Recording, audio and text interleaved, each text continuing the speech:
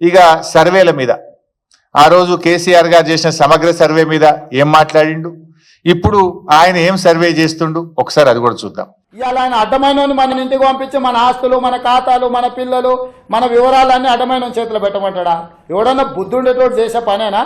మెడకాయ మీద తలకాయ ఉన్నోడు ఎవడన్నా మంది వివరాలు మంది కాబట్టి ఎటువైనా పర్వాలేదని అనుకుంటున్నాడు. ఆ రోజేమో పచ్చ పార్టీలు ఉండయినా, పచ్చ పార్టీలో ఉన్నప్పుడు మేము సమగ్ర సర్వే చేపడితే ఏ రకంగా మాట్లాడిండో చూసిండ్రు.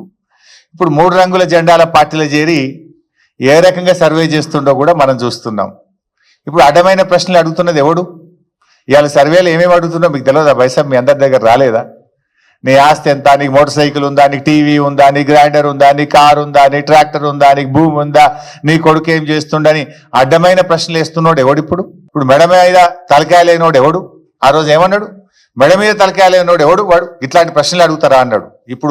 ఇప్పుడు చెప్పాలి రేవంత్ రెడ్డి గారు, అడ్డమైన ప్రశ్నలు వేస్తున్నోడు ఎవడు, మెడ మీద తలకాయ లేనోడు ఎవడో ఇవాళ ఆయన చెప్పాలి, ఆయనే సమాధానం చెప్పాలి. అంటే నువ్వు ఆ రోజు ఏం మాట్లాడినావు, ఈ రోజు నువ్వు అడుగుతున్న ప్రశ్నలు ఏంది, ఈ రోజు నువ్వు సర్వే రూపంలో ప్రజల్ని ఏ రకంగా ఇబ్బంది పెడుతున్నావు అన్నది నిజస్వరూపం మనం ఈ రోజు చూస్తా ఉన్నాం ఆయనది.